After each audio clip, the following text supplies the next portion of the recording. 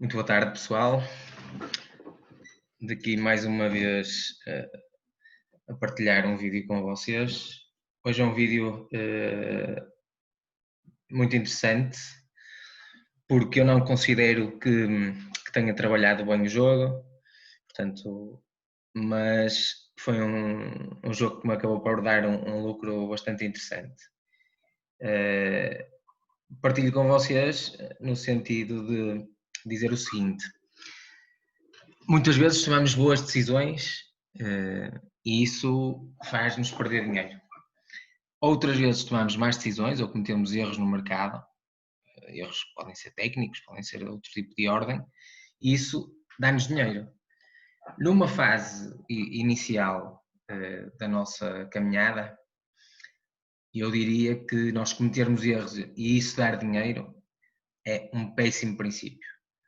Eu sei porque tenho conhecimento de causa de muita gente que começa de forma errada neste mundo e como ganhou dinheiro no início a fazer a coisa errada, depois não consegue começar a fazer as coisas certas. Nunca foi como aconteceu. Hoje é um vídeo de um exemplo em que eu cometo um erro, pelo menos um erro relativamente grave, mas que depois também acaba por ter a frieza de aguentar uma posição de um lado que poderia fazer algum sentido, embora já tivesse perdido o valor, mas acho que passando para a prática ficará mais fácil vocês entenderem. Portanto, hoje é dia 8 de 7 de 2020, o jogo que eu vou partilhar com vocês é o jogo VK46 ESPA do campeonato Kolmonen, que é o quarto escalão finlandês, é um campeonato dos meus preferidos, já partilhei com várias pessoas. E portanto o que acontece é que eu chego ao jogo por volta destes minutos. Ele não era um jogo que tivesse indicadores de golo por aí além, mas eu vejo que, sabendo no campeonato em que estou, que faltava golo. E portanto procuro aquilo que para mim é a melhor odd na altura. Neste caso entro num +2, aqui com uma odd a rondar um 10, estamos aos 66, 67 minutos, é uma relação melhor do que um tico por minuto para um +2, é um tipo de relação que eu aceito em campeonato over, em jogo que eu acho que falta golo. Eu tomo algumas opções, além desta entrada, decido também fazer uma entrada mais pequena no +1. Pronto, a questão, situando, o ESPA está melhor no jogo, portanto, a nível de indicadores ofensivos, só existiam praticamente do lado do ESPA. A outra equipa chegava, mas não me cheirava a gol daquele lado. E eu decido começar a assumir algumas posições em back ao ESPA. O que acontece a determinada altura, e aqui vocês já não conseguem ver, eu não sei se aqui já terá acontecido, é que eu entro com uma mão que para este mercado, aqui no back, para este mercado já é uma mão difícil de fechar. É tal questão da liquidez que se fala, como é que eu ganho dinheiro a trabalhar jogos com pouca liquidez, como veem naquilo que é os lay ao under tradicional, há dinheiro para se trabalhar, há dinheiro para fechar. No match odds realmente estava bastante curto. O que acontece, pronto, é que eu entro demasiado numa situação em que eu achei que teria sido golo. Portanto, a viewin dá uma informação de golo e eu, tentando apanhar o chouriço, faço back. Portanto, eu vou ficar com esta posição aberta, uma posição que eu dificilmente iria conseguir fechar pela ausência de liquidez.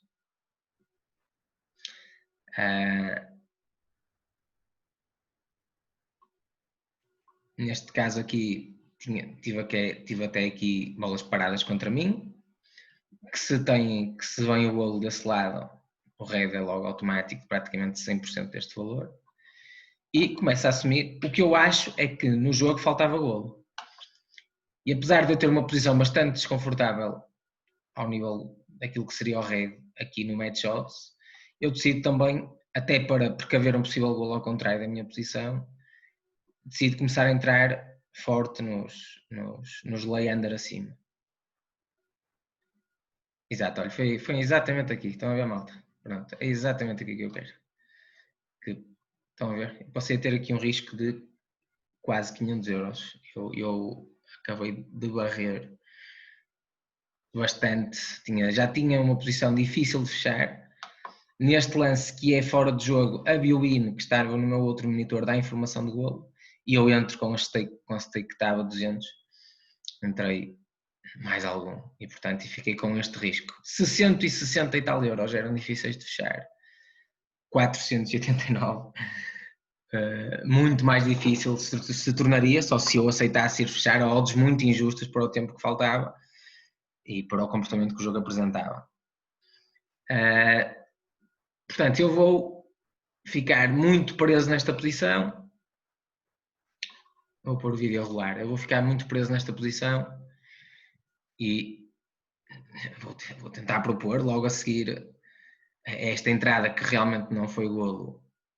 Eu vou tentar propor para sair e eu vou fechar alguma coisa. Nesta altura do jogo há um jogo muito partido em que o BK sai em ataques perigosos e o ESPA também saía. Mais uma bola parada contra a minha posição. Eu estou nos golos, mas os golos nunca me pagariam o RED. Portanto, a priori nem me pagariam o RED que eu ia ter ali. Até começo a entrar mais forte aqui no mais 2, nesta bola parada, exatamente para ter uma posição que, pelo menos se eu levasse o gol contra, me fizesse sonhar. Porque eu também sabia em que campeonato estava e sabia que esta posição, este 2,5 poderia vir a ser limite. Não tinha a certeza, mas tinha a sensação que poderia vir a ser limite. Há esta bola parada, o jogo vai continuar nesta toada e eu vou passar aqui alguns minutos para a frente, às horas 02.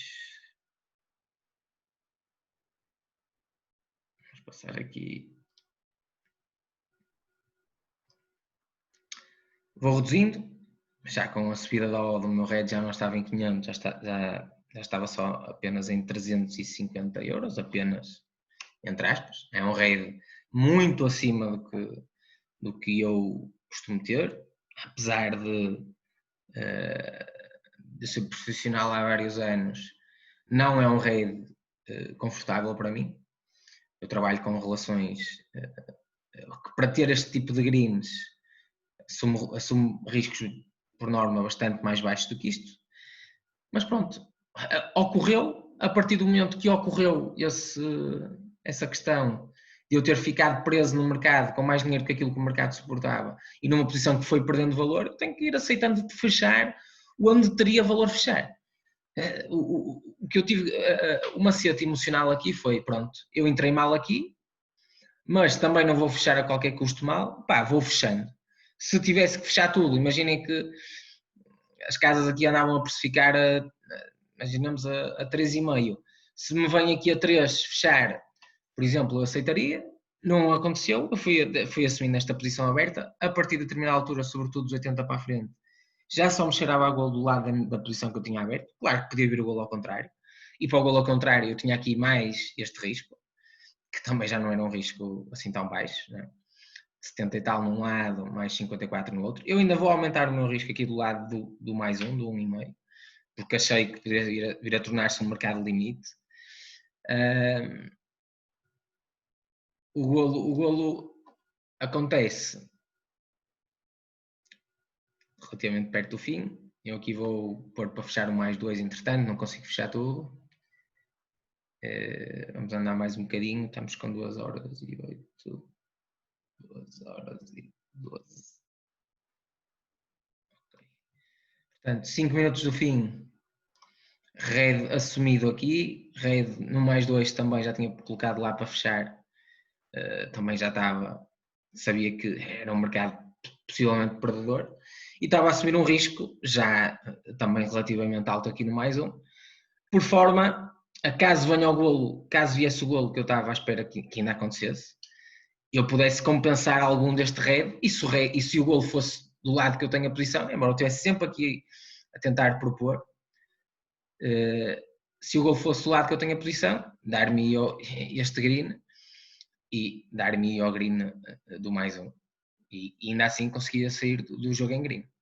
Não deixou de ser um erro, esta entrada aqui exagerada em termos de mão neste back ao ESPA, não deixou de ser um erro. Eu simplesmente tive a frieza de aguentar a posição, é certo ou é errado, tudo depende das odds, é como eu vos expliquei. Se a odd vem transacionar a um modo que eu considero boa para fechar, eu aceitaria fechar.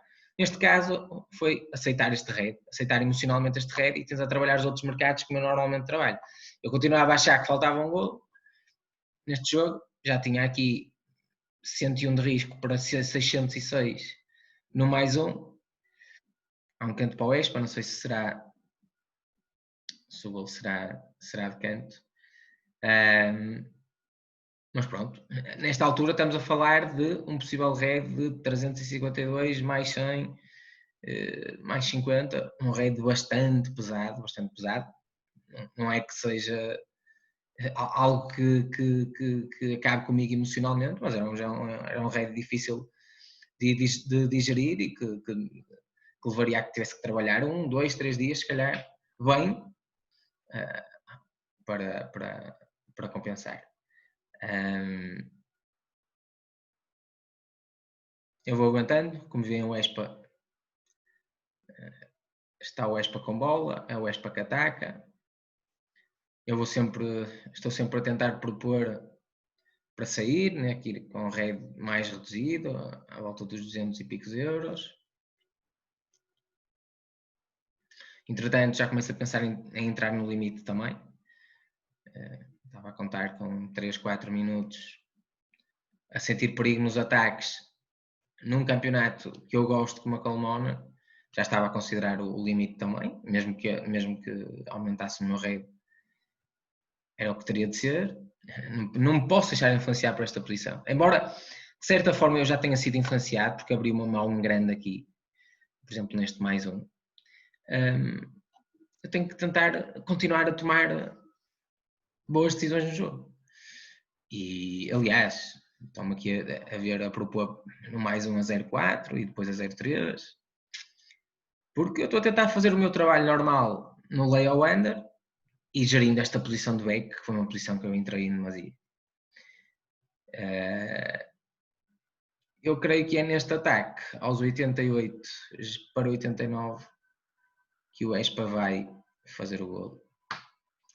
E um golo que me salva neste mercado. Portanto, um erro que me vai dar um green interessante, mas que também fica de aviso para vocês. Não é fácil nestes mercados aumentar a mão no match odds, é bastante difícil. Entretanto, o que acontece aqui é que eu passo a ter duas posições a favor do golo para este segundo golo de final, que é o mais um. Decido não fechar, pelo menos para já, até saírem os descontos, até eu sentir como é que o jogo iria ficar a seguir ao golo da equipa de fora. Entretanto, já tinha garantido green no jogo, estes à volta de 300 euros que eu iria fazer ali já me garantiam o green no jogo.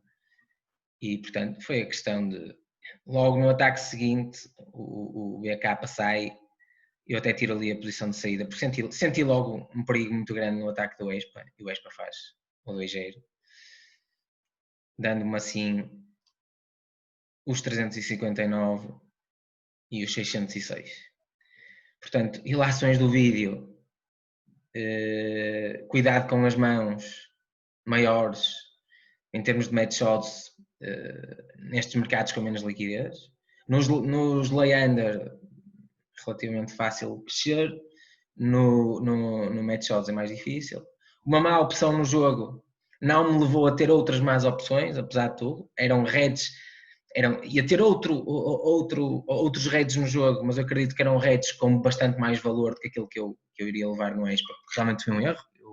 Deu o gol na Violin e eu entrei demasiado em back, mas acabei por ser bafejado no final. Faz parte do negócio também, a sorte e o azar fazem parte. Muitas vezes tenho azar, tenho aquilo que se chama variância negativa. No meu início nunca fui bafejado por sortes, por isso tive que aprender a fazer bem as coisas. E pronto, e aqui estamos a falar de um green de 900 e qualquer coisa. Depois eu giro esta posição aqui do mais um, mas isto não vai ter mais nenhum. Giro esta posição, vou ter aqui um red de 40 euros, mas pronto, um green bastante interessante, um green bom, um green de semana, mas que foi originário inicialmente num erro e depois numa posição maior que eu abri em mais um, sabia que estava a entrar com valor, mas fui bafejado por estes 2 golos de final. Espero que tenha passado a ideia certa no vídeo. Não pretendo com isto, não é, mais uma vez, não é a parte financeira, não é a minha motivação para estar a partilhar com vocês conteúdo, não é de todo a parte financeira. Aqui financeiramente foi interessante, mas já partilhei com vocês vídeos de greens de 10 euros e possivelmente também já devo ter partilhado raids ou até com o pessoal que foi meu aluno, etc. Os raids e os greens fazem parte. Um green ou um raid por si só não nos diz nada, o que nos diz a longo prazo, diz uma sequência de dias, de semanas, de anos a trabalhar nisto. Eu tive esta frieza neste mercado, por vezes não tenho. Este tipo de mão, este tipo de rede era um rede desconfortável, este rede que eu ia ter no Match Shots, não era irrecuperável, não era. Eu faço greens deste género, ou greens que no somatório dão este rede. Não era nada de irrecuperável, mas emocionalmente já tinha ali alguma coisa para gerir. Tive a frieza de continuar a trabalhar na minha ótica bem o jogo e de ser bafejado no final. Portanto, ficam com este exemplo de que por vezes fazemos bem as coisas e não somos premiados, e outras vezes não fazemos assim tão bem as coisas e somos premiados. Claro que neste caso influencia bastante o facto de eu saber em que campeonato estou, a escolha do jogo. À mesma hora deste jogo estão a haver para aí mais 10 jogos russos, da Letónia, etc. Eu decidi dar foco a este jogo, foi uma boa opção, acabou por ser uma boa opção, mas também podia ser uma opção de rede e podia estar a acontecer magia nos outros jogos. Eu tive a sorte de apanhar a magia aqui pagou-me bem. Não fazendo muito bem as coisas pagou-me bem. Às vezes faço muito bem as coisas e não me paga tão bem, ou nem me paga e dá rede. Faz parte do negócio. Espero que dê para entender. Ok? Continuação e um forte abraço.